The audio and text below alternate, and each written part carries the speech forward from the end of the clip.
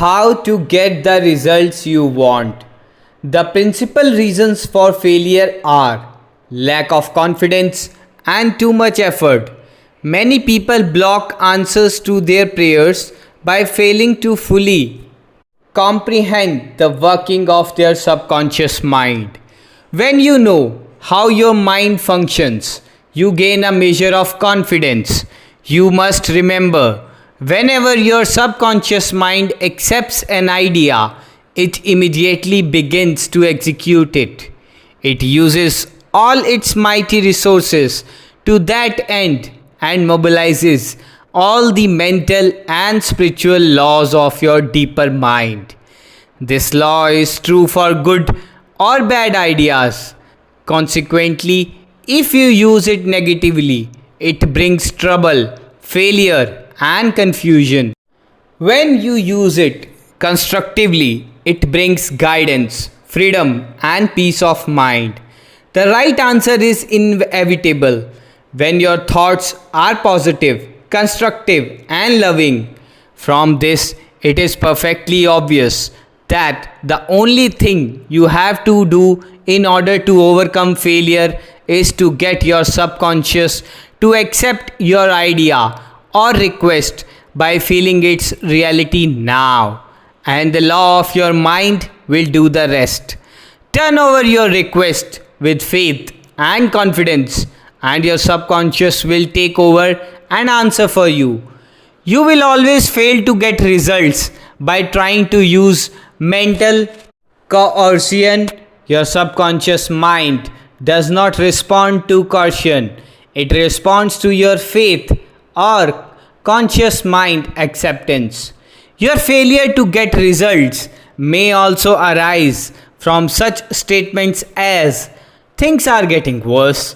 I will never get an answer. I see no way out. It is hopeless. I don't know what to do. I'm all mixed up." When you use such statements, you get no response or cooperation from your subconscious mind. Like a soldier marking time, you neither go forward nor backward. In other words, you don't get anywhere. If you get into a taxi and give a half dozen different directions to the driver in 5 minutes, he would become hopelessly confused and probably would refuse to take you anywhere. It is the same when working with your subconscious mind. There must be a clear-cut idea in your mind.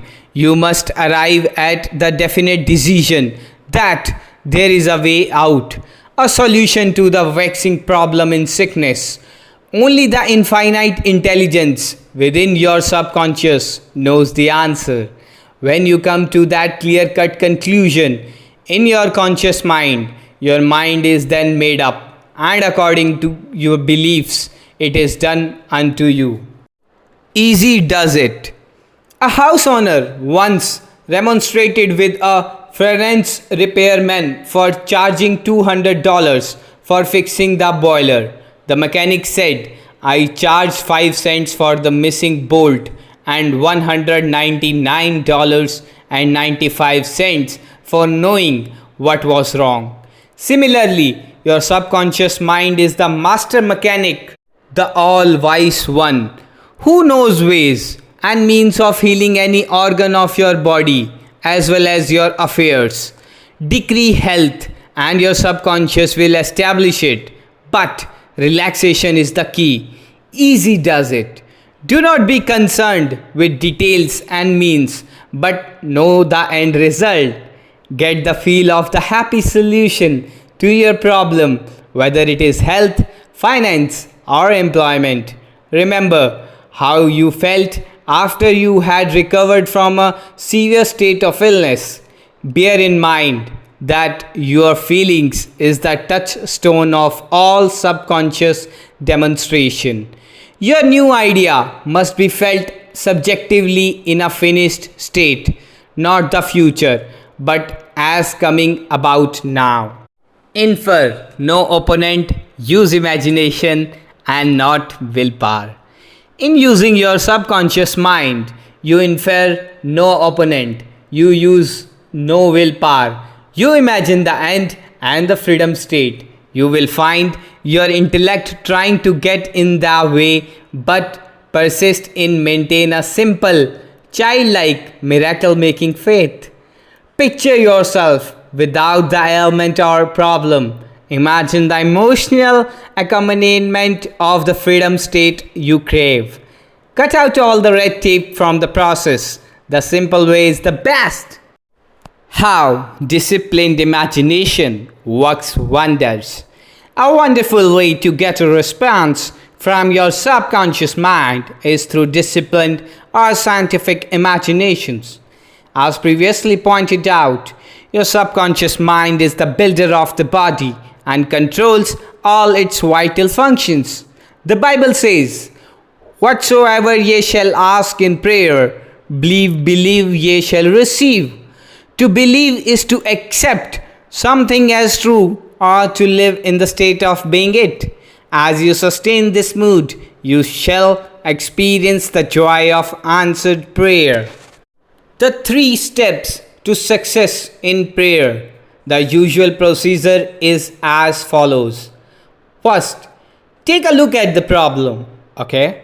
Second, turn to the solution or way out known only to know the subconscious mind. Third, rest in sense of deep conviction that it is done. Do not weaken your prayer by saying, "I wish I might be healed. I hope so." Your feelings about the work to be done is the boss. Harmony is yours.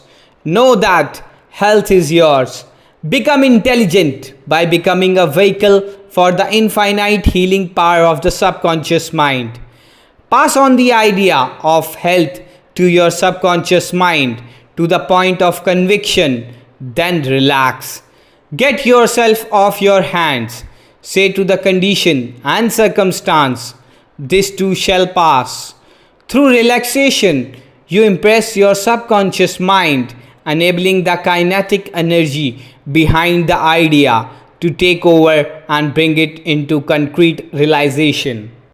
The law of reversed effort and why you get the opposite of what you pray for. Gauss, the famous psychologist from France who visited America about 40 years ago, defined the law of reversed effort as follows. When your desires and imagination are in conflict, your imagination invariably gains the day.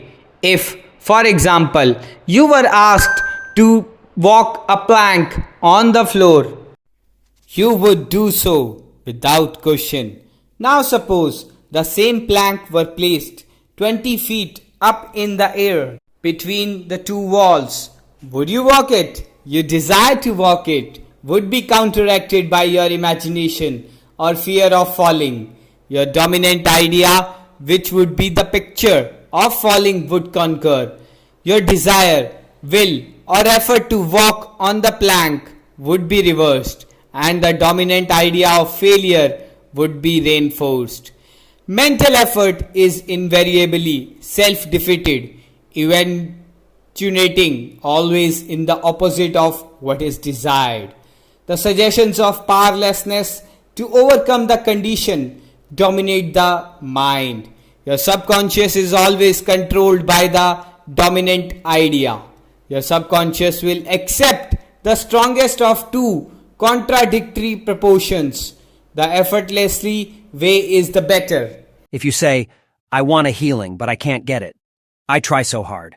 I force myself to pray. I use all the willpower I have," you must realize that your error lies in your effort. Never try to compel the subconscious mind to accept your idea by exercising willpower.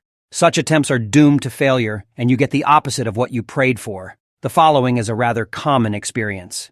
Students, when taking examinations and reading through their papers, find that all their knowledge has suddenly deserted them. Their minds become appalling blanks, and they are unable to recall one relevant thought. The more they grit their teeth and summon the powers of the will, the further the answers seem to flee.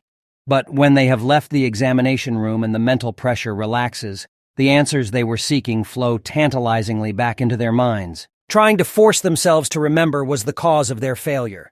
This is an example of the law of reversed effort, whereby you get the opposite of what you asked or prayed for. The conflict of desire and imagination must be reconciled. To use mental force is to presuppose that there is opposition. When your mind is concentrated on the means to overcome a problem, it is no longer concerned with the obstacle. Matt, 18:19 says, "If two of you shall agree on earth as touching anything that they shall ask, it shall be done for them of my Father, which is in heaven." Who are these two? It means the harmonious union or agreement between your conscious and subconscious on any idea, desire, or mental image. When there is no longer any quarrel in either part of your mind, your prayer will be answered. The two agreeing may also be represented as you and your desire, your thought and feeling, your idea and emotion, your desire and imagination. You avoid all conflict between your desires and imagination by entering into a drowsy, sleepy state, which brings all effort to a minimum. The conscious mind is submerged to a great extent when in a sleepy state. The best time to impregnate your subconscious is prior to sleep. The reason for this is that the highest degree of outcropping of the subconscious occurs prior to sleep and just after we awaken. In this state, the negative thoughts and imagery, which tend to neutralize your desire and so prevent acceptance by your subconscious mind, no longer present themselves. When you imagine the reality of the fulfilled desire and feel the thrill of accomplishment, your subconscious brings about the realization of your desire. A great many people solve all their dilemmas and problems by the play of their controlled, directed, and disciplined imagination, knowing that whatever they imagine and feel as true will and must come to pass. The following will clearly illustrate how a young girl overcame the conflict between her desire and her imagination. She desired a harmonious solution to her legal problem, yet her mental imagery was constantly on failure, loss, bankruptcy, and poverty. It was a complicated lawsuit, and there was one postponement after another with no solution in sight. At my suggestion, she got into a sleepy, drowsy state each night prior to sleep, and she began to imagine the happy ending, feeling it to the best of her ability. She knew that the image in her mind had to agree with her heart's desire. Prior to sleep, she began to dramatize as vividly as possible, her lawyer having an animated discussion with her regarding the outcome. She would ask him questions, and he would answer her appropriately. He would say to her over and over again, "There has been a perfect, harmonious solution. The case has been settled out of court." During the day, when fear thoughts came into her mind, she would run her mental movie with gestures, voice, and sound equipment. She could easily imagine the sound of his voice, smile, and mannerism. She ran this mental picture so often, it became a subjective pattern, a regular train track. At the end of a few weeks, her attorney called her and confirmed objectively what she had been imagining and feeling as true subjectively. This is really what the psalmist meant when he wrote, "Let the words of my mouth, your thoughts, mental images, good, and the meditations of my heart, your feeling, nature, emotion, be acceptable in thy sight, O Lord, the law of your subconscious mind, my strength and my redeemer. The power and wisdom of your subconscious mind can redeem you from sickness, bondage, and misery." Psalm 19:14. Ideas worth recalling. 1. Mental coercion or too much effort shows anxiety and fear which block your answer. Easy does it. 2. When your mind is relaxed and you accept an idea, your subconscious goes to work to execute the idea. 3. Think and plan independently of traditional methods. Know that there is always an answer and a solution to every problem. 4. Do not be overly concerned with the beating of your heart, with the breathing of your lungs, or the functions of any part of your anatomy. Lean heavily upon your subconscious and proclaim frequently that divine right action is taking place. 5. The feeling of health produces health. The feeling of wealth produces wealth. How do you feel? 6. Imagination is your most powerful faculty. Imagine what is lovely and of good report. You are what you imagine yourself to be. 7. You avoid conflict between your conscious and subconscious in the sleepy state. Imagine the fulfillment of your desire over and over again prior to sleep. Sleep in peace and wake in joy.